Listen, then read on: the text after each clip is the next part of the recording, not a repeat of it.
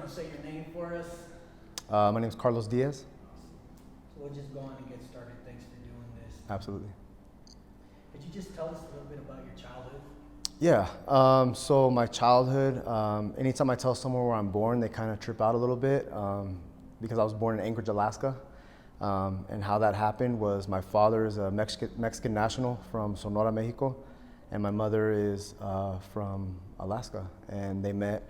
My mom was on vacation. They met. They fell in love. My mom didn't speak Spanish. My dad didn't speak English, and they pen palled through translators.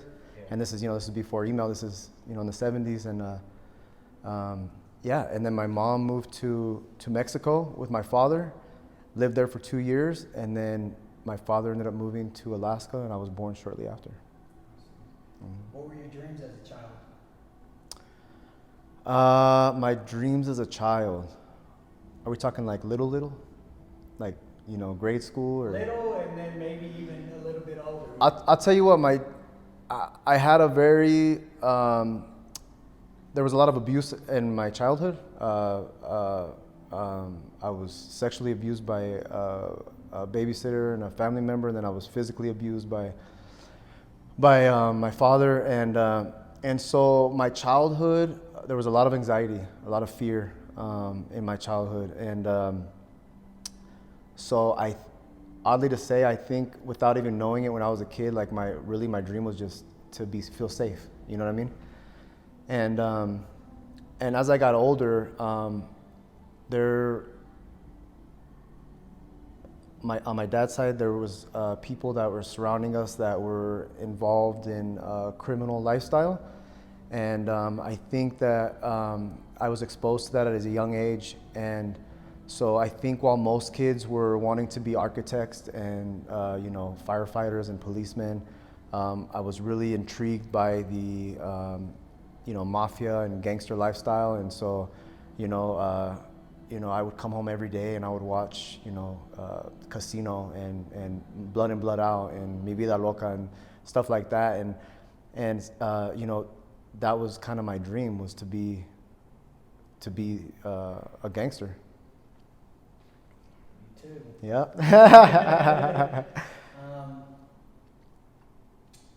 Obviously now that we're adults, do you think that was like the best way to escape, to like assume that role of a gangster and then be tough and be that guy so that we wouldn't get hurt anymore? Yeah, I think there was definitely, at that age, I never, as a kid, I never went through therapy or anything like that. So I think it was definitely, without even knowing it, absolutely, and I just remember,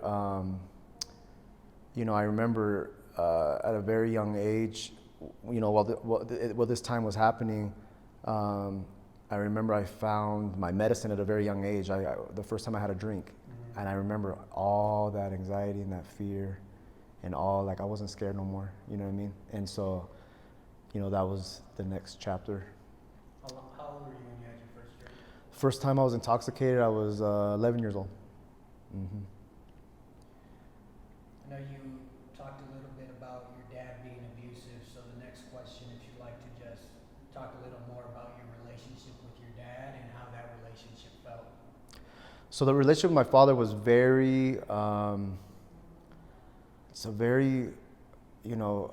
it's not your normal relationship that, who knows what normal is, but like I guess what you see on TV or what you assume what everybody else is, most of other people's relationship is with their fathers. Now I have a younger brother, and thank God he never, even though we lived in the same household for, 13 years, he never was abused in any kind of way, and so I grew up in a very macho, traditional, like Mexican kind of household. It was kind of like do as I say, not as I do, and the relationship with my father. When the sexual abuse happened, I started acting out in school in other ways, and my mother suggested like maybe we should get him some kind of help, some kind of psychiatric help, and the only way my father knew how to do it was to, you know, like I'll just beat it out of him, you know what I mean? Like and so, you know, I felt, it was hard because as a young age, you're supposed to feel protected from your parents. And my mother, I think, really wanted to, but she was also fearful of my father. And so therefore, you know, it was, and so, but I always, even though like my father was the way he was, he also, you know, I still wanted to always make him proud. And I always wanted to I just wanted him to love me, you know, like how I wanted to be loved. And I wanted him to respect me. And so, you know, it was hard. It was hard. I lived with my mother until I just turned 14, but we lived in a high, you know, where we lived was a lot of gangs. And so at a young age, I was put on to a gang, and I hung out with gang members. And so, you know, what comes with that is like not, you know, the average stuff that kids in middle school are doing. You know, I'm stealing cars, I'm selling drugs, I'm failing school, I'm getting in fights, I'm getting expelled. And so my poor mother, you know, working hard to support us, and because my father, you know, he's not there, he's, doing his thing, and but my mother kind of came to a place where she didn't have any other choice, but she knew that if I had any possibility of finishing school and graduating, that she knew that the fear of my father alone would probably get me to graduate, so she sent me to live with my father. And so, you know, it was hard. My dad ruled with an iron fist, but the silver lining of that is, you know, I ended up going from straight F's to like straight A's, and, you know, I was pretty much a prisoner in the house. I couldn't go nowhere, I couldn't have friends, you know, I just did that. And so, yeah, and then when I left for the military, and when I came home, oddly enough, the way me and my father bonded was over criminal lifestyle again, which was, you know, selling drugs, doing drugs, stuff like that. So it's been a very not your normal father-son relationship. What about the relationship with your mom? My mother's my best friend. I love her to death. My mother is, to me, is a saint, but she struggles with alcoholism. And so, you know, take away the alcohol and my mom would be, in my eyes, perfect. You know, she's hardworking, she's loving, she's always had my back. And, but also it's like, you know, dealing with a mother who's alcoholic, you never know who you're gonna get. So, you know, one minute she'll be fine, the next minute she's intoxicated to the point where it's, you know, she's falling down, we have to help her. It's, you know, and it just adds that anxiety. It's just a lot of anxiety all the time, you know what I mean? And so that's how I escaped, was, you know, the criminal lifestyle, the you know, the hanging out with the wrong crowd, the alcohol, the drugs. You know, but for the most part, like I've never once doubted my mother's love or, you know, how much she's shed blood, sweat, and tears for us kids, you know. If you could describe briefly just the feeling that you have with your mom. The feeling I have for my mom is, you know,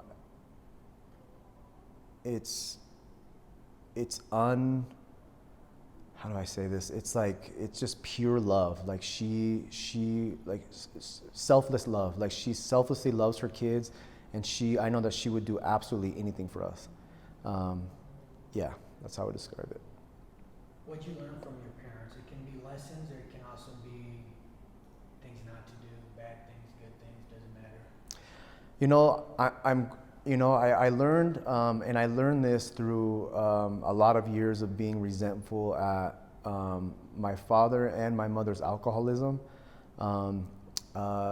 is that I learned that even if our parents, you know, made a lot of mistakes and you know, maybe in other people's eyes weren't maybe the greatest parents, I learned that our parents, no matter what, did the best that they could do with what they had.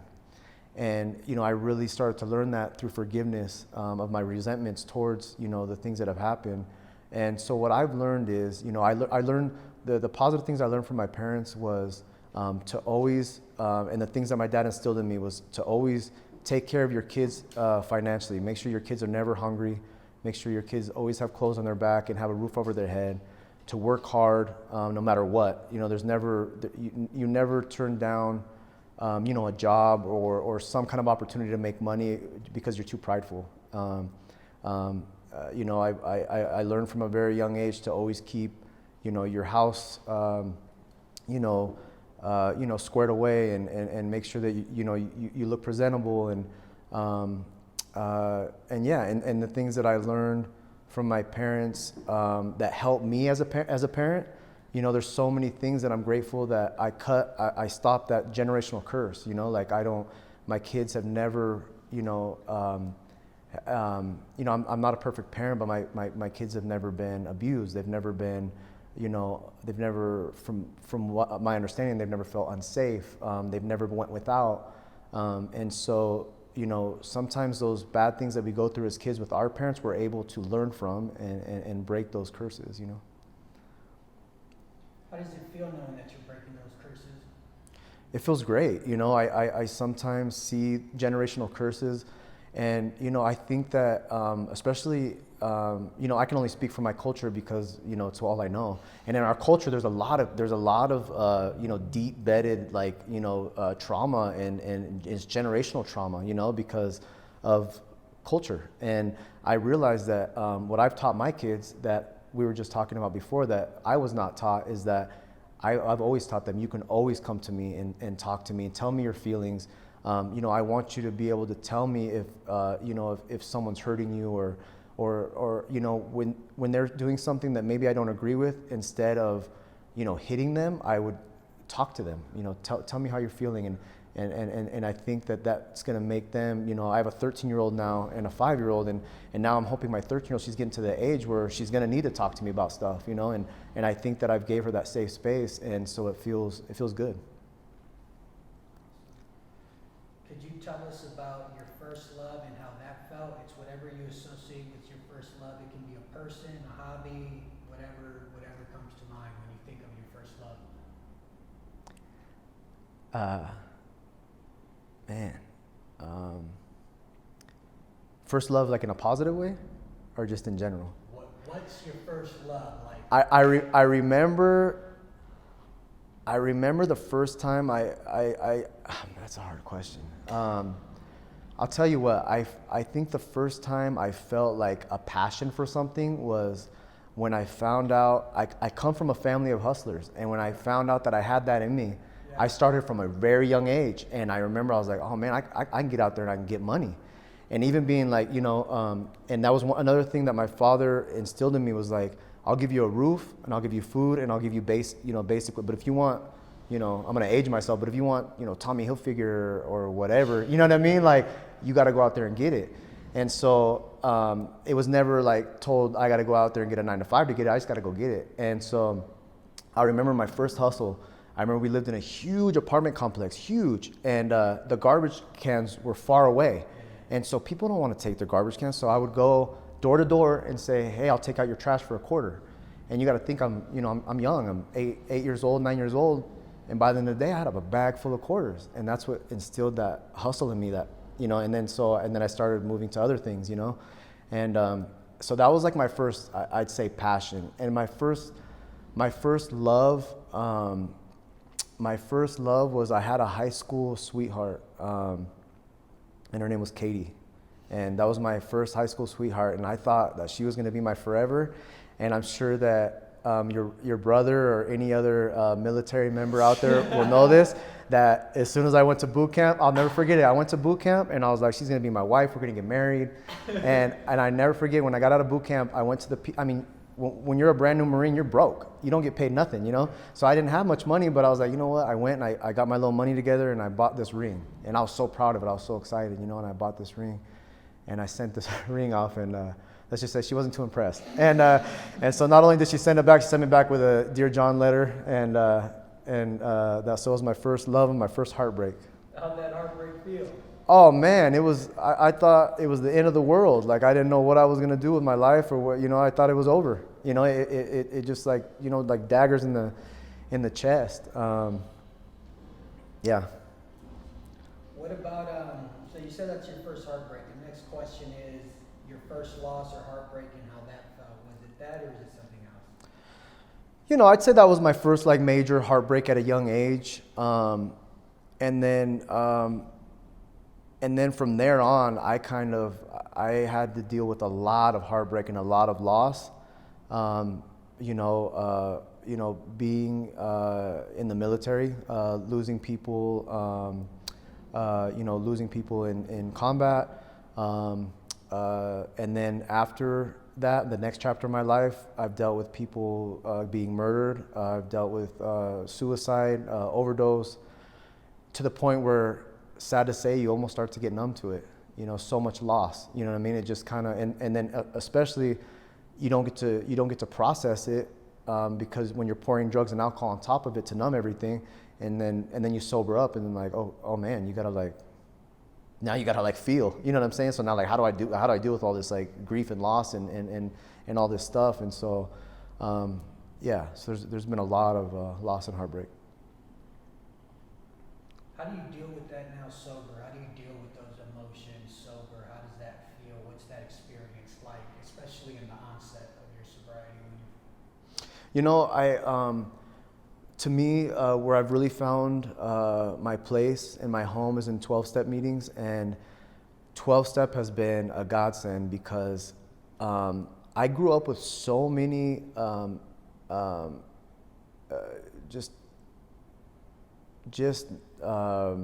how do you say? I grew up with so many morals and things that I didn't know were wrong. I didn't know, I grew up in a very womanizing home and a very womanizing, let's say, I'm just using this as an example, but I didn't realize that like womanizing was wrong. I didn't realize it was bad. I didn't realize I was hurting people. And then I come into the rooms, 12-step rooms, and they said, dude, like, you're hurting people. And I said, I am? I said, I didn't say I'd marry him. He's like, it doesn't matter, and so the 12-step rooms have taught me how to be friends with the opposite sex without wanting anything in return. They've taught me how to be a better father. They've taught me how to process my emotions without using a substance to cover it up. They've taught me how to use all the darkness and all the skeletons and all that. It taught me how to use that as a positive.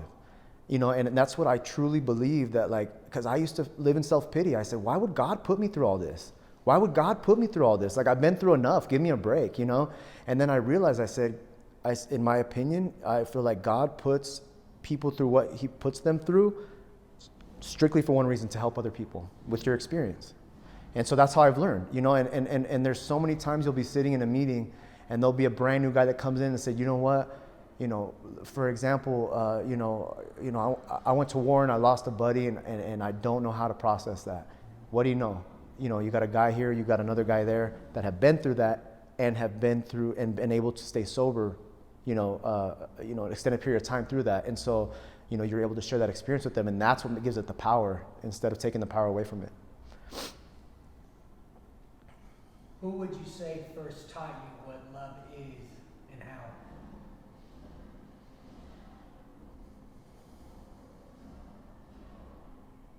I'd say it's my mother. My mother, she's always been there. It didn't matter. She would do anything for us. We had ups and downs. We had times where, she had, an amazing job, like in real estate, and we had like all the things. And then there'd be times where, there was a time where, she lost her job. We were supposed to get into this house, and we lived in this like really scummy hotel, me, my mom, my brother, and our dog, but no matter what, she would always make sure, whatever she had, she made sure that we felt loved. You know what I mean? Whether we didn't have a lot or we had a whole lot, I always felt that love. So it was definitely my mother. Now, what's love to you now versus what it was to you when you were younger? How do those two different loves contrast?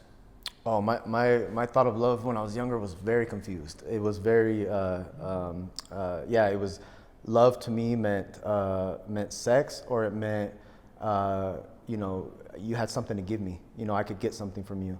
And today it's not. Today, love is service. It's you know, seeing that guy or gal on 16th Street Mall that's schizophrenic and homeless and hungry and that maybe doesn't smell so great, and having compassion for that person because I know what it's like to be there. Maybe not the exact same, but you know, essentially. And so it's love is just living without judgment and understanding that everybody has a story to tell. What's a good day like for you? A good day for me starts with waking up sober.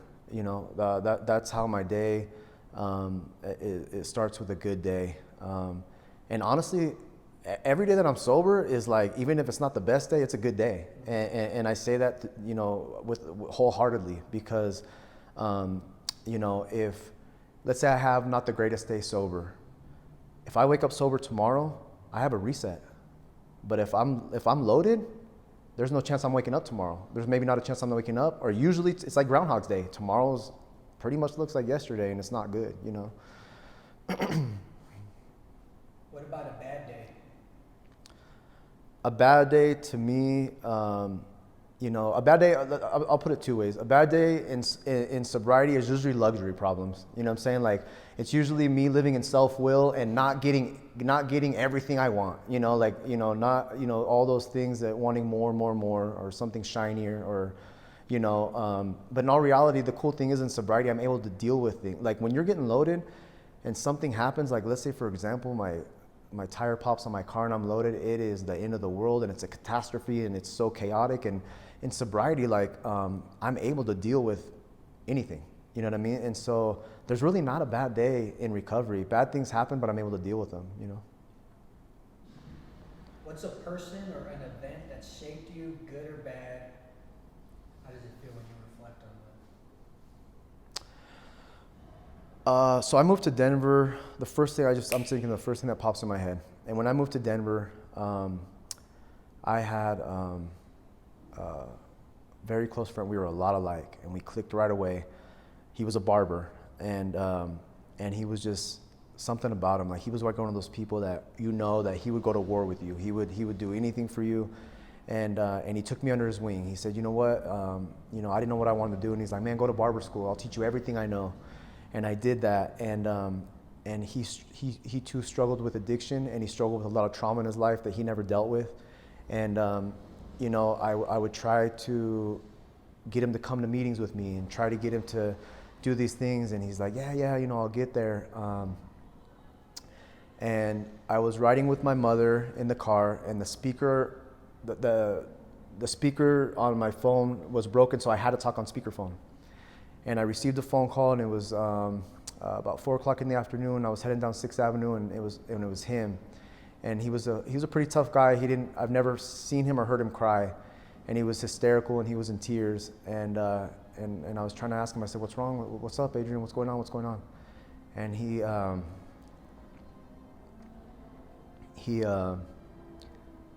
just said to me. He said, "Don't lose your family like I lost my family." He goes, "Don't ever do what I'm about to do." And he committed suicide right then. And it's weird. I've dealt with a lot of death in my life, and for some reason that one, to this day, like, yeah, when I think about it, it gets me, you know, it gets me choked up, and it's hard because he was such a good person that I know that he just struggled a lot, and I felt so helpless at that moment because there was nothing I could do. There was nothing I could do to save him. And then I felt guilt because we had gotten loaded together. You know, all those feelings of like, woulda, shoulda, coulda, what could I have done? What should I have done? What, you know what I mean? And that, you know, yeah, that was, it shaped me and made me realize like just how precious life is.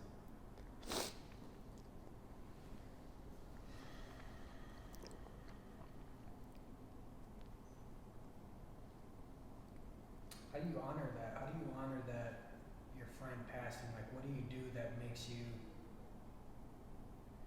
Because I know when we deal with traumatic events and moving forward, like if you're not doing shit, it's hard to deal with it. Right? Absolutely. So how do you deal with it? What I do to honor him is, I try my best. I don't try my best. I do. I reach out to his baby's mother because when he committed suicide, he had a brand new baby boy, I'm not in her shoes or her head, and I reach out a lot and I don't get a lot of reciprocation, but that's not really my business. All I can do is like I try to reach out. How's the boy? Do you need anything? How are you doing? Every once in a while I'll get a response, but most of the time I don't. That's one way. Another way is I continue to cut hair and use every skill he gives me, and I make sure that I tell everybody. They're like, man, this haircut looks good. I was like, I'll tell you why. You know what I mean?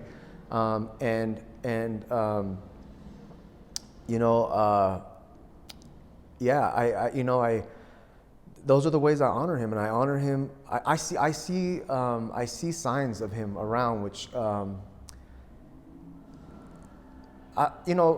anybody that believes in any kind of spirituality, this is going to sound crazy to them, but to other people it might, but oh well. I remember, so the day he passed, that it was a couple hours later, and I too had a baby girl. He had a baby boy and had a baby girl, and they were like maybe a month apart.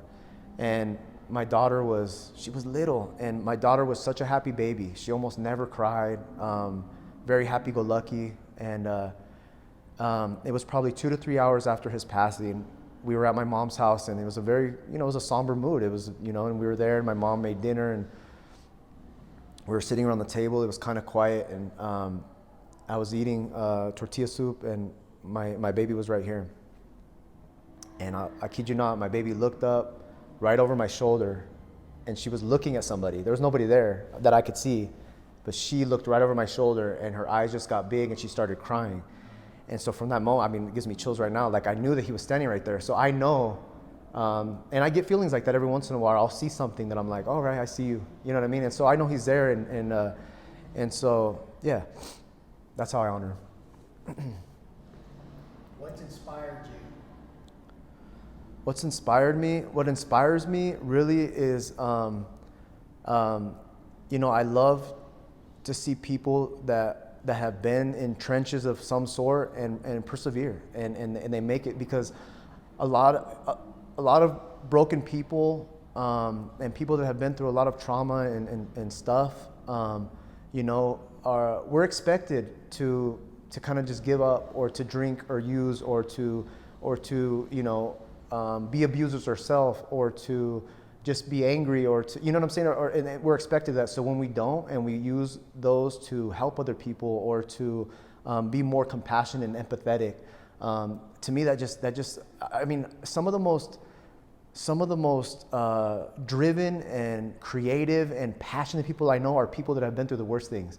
And to me, like, it's just, I love seeing that. Like I know personally, I can't even count on two hands people that have been homeless, junkies, that have been through trauma, that have lived behind Argonauts or whatever, that, of course the material stuff is nice, but not just that. They have families and they're free and they have, they're happy and they're helping other people and they have homes and kids and businesses, and it's just all these things that, like, that to me, that inspires me. What's been the most humbling experience for you? Can you describe how that experience felt? Humbling experience for me when I was a homeless drug addict, active drug addict, and I remember a specific time. It was summer out, and I was wearing sweatpants and just dirty, broken house shoes, and and the house shoes were 3 times too small for me, and I had blisters all over my feet and hadn't showered in a week, and I was just walking around like a zombie, aimlessly, broken, trying to find a place to sleep, because even though I was in that situation, I still had some sort of pride, and so I didn't want anybody that I maybe knew to see me sleeping on the street. And anytime like my, like too much ego comes back or pride, or I think I got it all figured out, I have to draw back from that. When in those times in my life, I would have given anything for, at times for a hot meal, or for a safe place to sleep, or for a clean pair of socks or a toothbrush. And I have to remember where I came from in order to stay humble.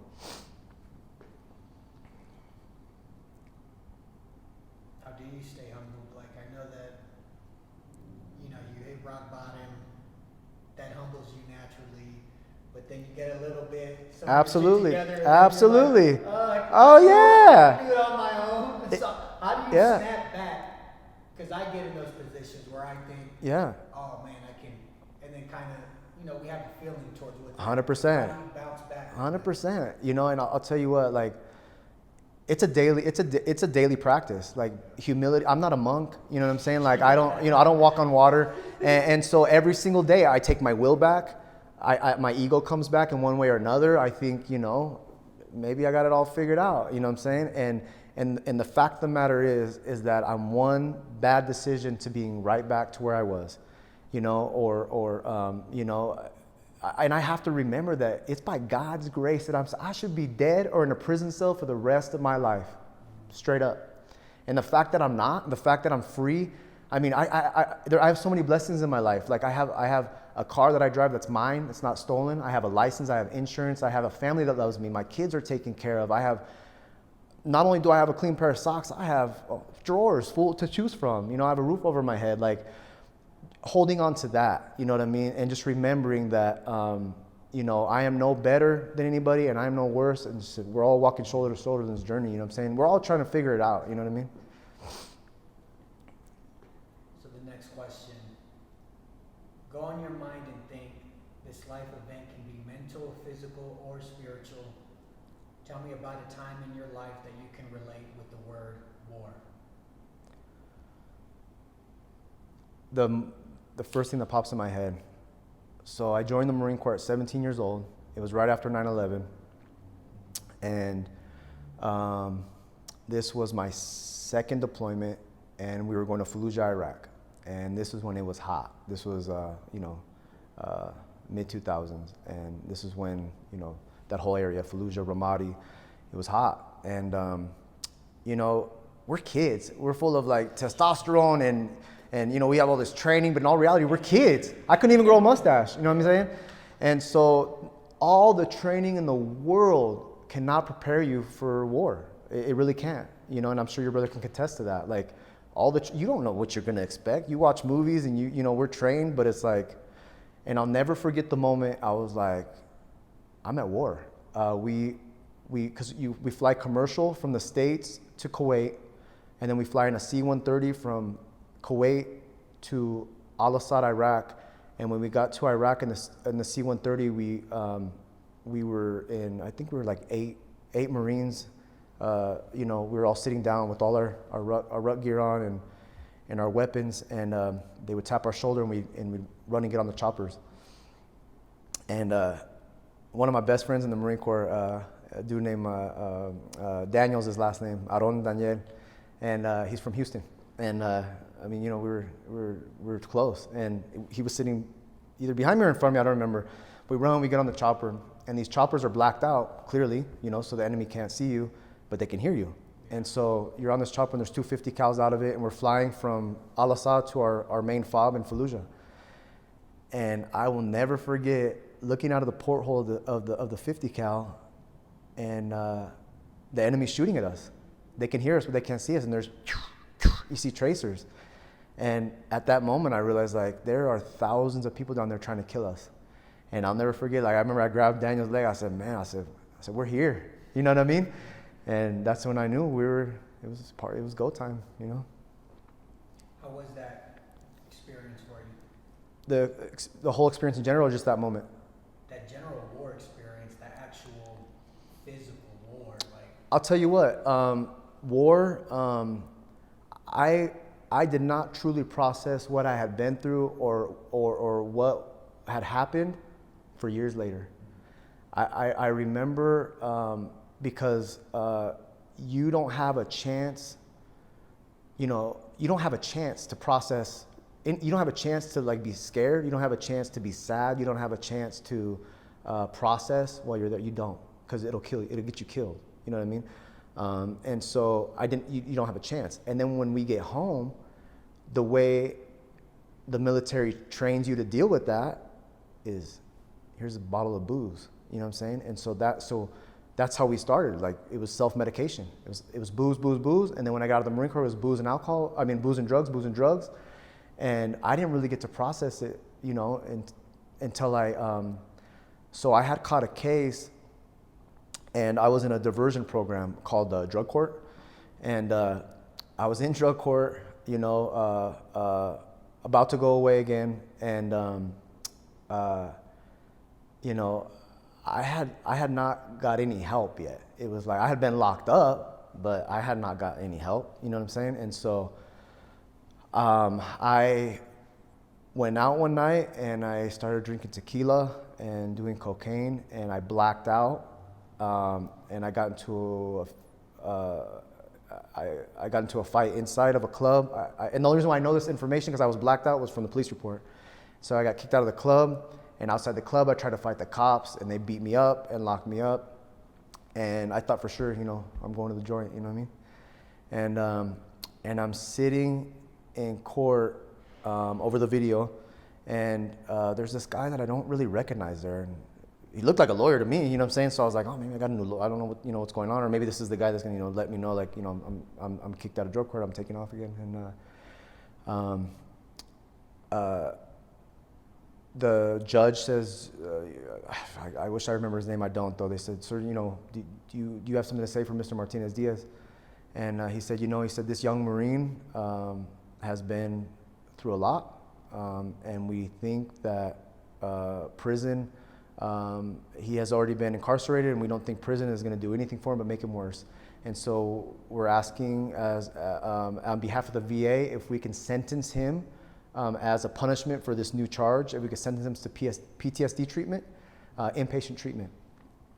And I didn't know what none of that was, but I said, hey, if it's gonna keep me from getting locked up, sure, I'm all about it. And so going there, I remember it was like the most amazing feeling, because for the up until this point, for the 4 or 5 years since I had been out of the Marine Corps, I thought that there was something wrong with me. I just thought that I was crazy, that I was, violent, that I was, I didn't realize. And when I went to that hospital, surrounded by combat veterans that have been through what I've been through, it was the first time in my life I was like, oh man, I'm not alone. You know what I mean? Like, I'm not alone, and I don't ever have to be alone if I don't want to be. And so, it took me a long time to even process, the whole military experience, combat and traumas stateside. You know what I'm saying? Like, and so, I'm very proud that I served my country. I wouldn't take it back for the world. And like I said before, like, all the things that I've been through is essentially, with those experiences, hopefully so I can help somebody else. So same type of question. Go in your mind and think. This life event can be mental, physical, or spiritual. Tell me about a time that you can relate to the word peace.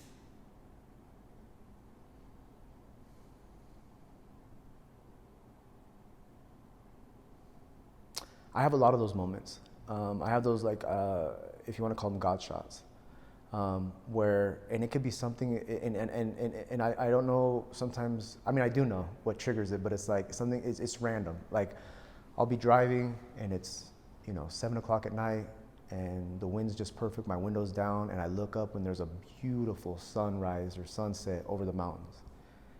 And I think I'm like, and all of a sudden, like, real fast through my head, like, everything I've been through. And it's like, God, it chills. I'm just like, okay, I see you. I'm like, I'm meant to be here. Like, I should be dead. I mean, I should be dead, or I should be locked up forever. And it's like, and it happens quite often. You know what I mean? Where the spiritual experience where I'm just like, God has me here for a reason, Could you tell us about a truly difficult time in your life, how that felt, and how you endured? I think that there's been a lot of difficult times in my life. And I think that the most difficult time in my life was when I was a child, with the abuse as a child. And the reason being is because I was so helpless.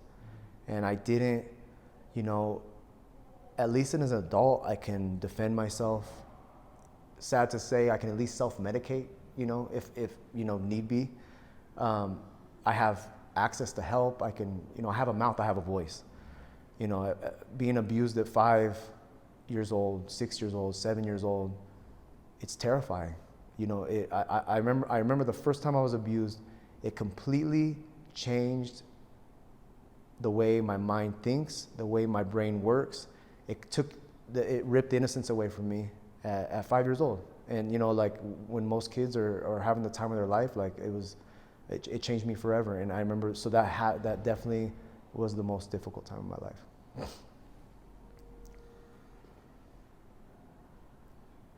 How'd you endure? How'd you get through it? Like, as a kid and then dealing with it as an adult? Like, you know, everybody's healing is a little bit different, but I would like to know, what was your healing process in that? So that was, you know, like that was a long time coming too, because I didn't at that age, people around me noticed before. I mean, you know, I was so young that like people around, like my parents started getting calls from teachers right when the abuse started. And before even my parents knew about the abuse, my teachers were calling and they're like, hey, Carlos is not the same student. He's not the same kid. We're concerned. And you got to think, this is back in the late 80s. So it's not like it was today. Today, I feel like there's a lot more resources where people are like, oh, there's red flag, you know, there's human, or what are they, DHS, or there's stuff. But back then, you know, all your parents would say, he's good. You know, they're like, oh, okay. You know what I mean? And so I think my teachers were the first ones to notice. And then, I started to try to escape at even that age as much as I could, whether it was with food or with, I guess you'd call it misbehaving or acting out or stuff like that, because that's all I could do at that age. You know, probably if I would have known about alcohol and drugs, if I could get a hold of them at that age, I would have done them. And then the moment I started using and drinking was either like the end of age 10 or beginning of age 11. Oh man, I mean, that was a spiritual experience. I remember the first time I drank alcohol, I wasn't scared no more. I wasn't fearful. The anxiety was gone. I said, from that moment, I said, this is all I need. This is all I need to make it through life is at the moment it was just alcohol, but that's all I need. And that's why drugs and alcohol work, is because they do their job for a very brief window and then they turn on you. You know what I mean? And by then you're hooked. So I dealt with it, you know, not as a young child. I dealt with it with alcohol. And then as I got older, especially in the military, and a lot of guys dealt with this, violence was an outlet. Alcohol was an outlet. Promiscuity was an outlet. Women, all those things were outlets. And then when I got out of the Marine Corps, harder drugs were an outlet. I became, I went from just drinking alcohol to drinking alcohol, doing powder cocaine, to smoking crystal meth, to becoming an IV drug user for a lot of years. But thank God that I truly believe that the good, bad, and the ugly all happen for a reason. And when I landed in that VA clinic, that PTSD treatment program, it was the first time that I didn't feel alone. I realized that there's help out there, and that there's solutions other than harmful solutions. And so that's when the journey started. But still, I have a lot of trust. I still have trust issues, but I had a lot of trust. I didn't trust anybody. I'm not going to go in with some stranger in a room, like, oh yeah, this is what happened from the age of 5, and open up. So like, I didn't even talk about that stuff or a lot of stuff for a lot of years. I would keep it as much as I could, as much as they wanted. I would try to give them a little bit. The first time I fully opened up and got everything off my chest, because people had been telling me for years, because I kept relapsing, and people tell me, if you really want to be free, you got to get whatever that is, whatever your skeletons that you're not talking about, you have to get them out. And so I went to a drug and alcohol treatment program in Portland, Oregon, and I completed that. And I said, you know what? I said, I need further help. And so I went to an inpatient PTSD program in Honolulu, Hawaii. And I made a pact with myself that I am going to be completely transparent, no matter how uncomfortable it feels, how gross it makes me feel, or how uncomfortable. I have to. What's the worst that's going to happen, you know? And so the first day meeting, like I said, everything aligns the way it's supposed to align. And I actually was the only veteran that got connected with this. She was the head, therapist there, psychiatrists and psychologists, and she had all kinds of plaques all over the wall. I'll never forget her. She's a very sophisticated looking lady. And I went in there and I said, look, this is the deal. I said, I've never truly opened up. And I said, because I've been fearful. I said, for a lot of different reasons, I said, and she said, I'm going to help you feel more comfortable to get that stuff off your chest. She said, she said, I used to be a therapist in Boston, Massachusetts, and I used to be therapist for mafia members that used to tell me horrendous things, and I know how to word it to where, you know what I'm saying, like you're not incriminating yourself, but you can help yourself. And just so you know, any notes that I take, like documented are very, they're very, they're very, how do you say, they're not in depth, they're not in detail. I'm not going where, you know what I'm saying? So, and she's like, and also, she goes, another blessing. She says, everything you tell me is about to go to the grave because you were my last client ever. I retire after you. I said, man, that's another God shot. That's God right there. I said, all right. So you ready? I said, buckle up, here we go, And it was extremely difficult. It was 2 months of extreme therapy, but man, was it a weight lifted off my shoulder. Can you tell us about a truly joyous moment in your life and how that felt? Oh, man. So I have 2 girls, and I would like to say that I had the same experience with my first daughter being born as I did with my second. And when my first daughter was born, I was in the depths of my addiction. I was in the depths of my lifestyle. I was young. I was 24 years old. I had been locked up almost her whole pregnancy, and I had just gotten out, I think like 3 days before she was born. And I was still so broken and numb and not present that I wish I had this experience with her like I did with my second daughter. Now my second daughter, I had a lot of help, a lot of therapy since then. I was a lot more present. I was sober. And man, just her being born and hearing her little cry and holding onto my finger that first time. Oh man, to this day, it gives me chills, and I remember I've never had happy tears like that in my life, and so that was, and then being able to form a healthier relationship with my oldest daughter throughout the years because of, and also learning from my mistakes with my first daughter and learning to learning from those mistakes with my youngest. What keeps you up at night? Well, there's literally dreams that keep me up at night. You know what I mean? But I'm sure your brother as well might take this medication. There's a medication that I take for nightmares that does help, but it's not a miracle drug. And so, I have wild dreams, man. I have nightmares sometimes that are so intense. I wake up. And it's all kinds of, it's all the trauma sometimes in one dream, or, and so, I would say that's literally what can keep me up at night. And then also I have times where I think about, what could I have done to be a better father? What if this and what if that? And, and that doesn't happen too often now because I've really came to peace with that. Everything happened the way it happened for the way it's supposed to happen. But yeah, it makes me sad that that I missed so much of my oldest daughter's prime years of her childhood to be a father and be present, but I was sick, you know what I mean? And I know that she resents me and is jealous that my relationship with my youngest daughter, that she didn't get that when she was a baby. And so that eats me alive at times.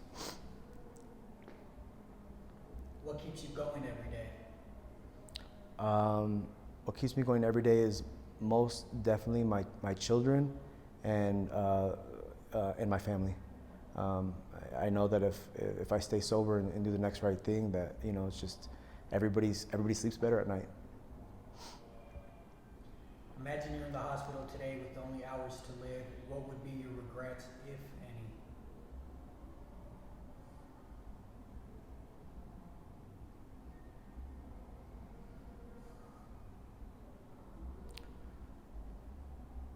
Gosh, hours to live, regrets. I think my biggest, if I was laying in that bed and I had hours to live, I think my biggest regrets would be focusing my attention and my focus on worldly things instead of godly things.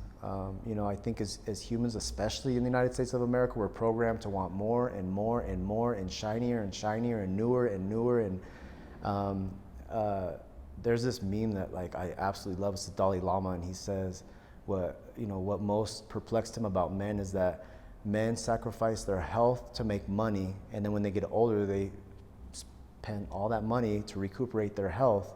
I don't know how it goes verbatim, but essentially that, you know what I mean? It's like, in all reality, like the truly important things in life are free, you know what I mean? And so I think that would be probably, my biggest regret. So you're obviously alive, you're gonna make it. Do you feel you can change or make amends with that said regret?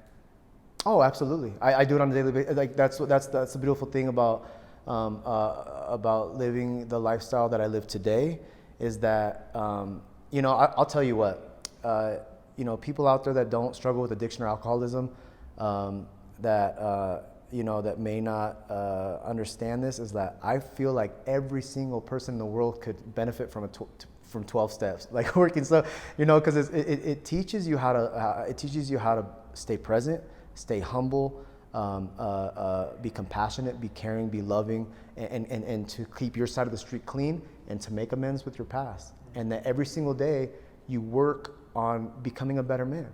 So you get later on in the steps, at the end of the night, there's an actual step that you lay there and you're supposed to write and lay and be like, did I cause harm today? Did I hurt anybody? Oh, I did. I was kind of rude to, that cashier down. Well, now you have the chance to make it right. You know what I'm saying? And so, yeah. You told me what your dreams were as a kid. What are your dreams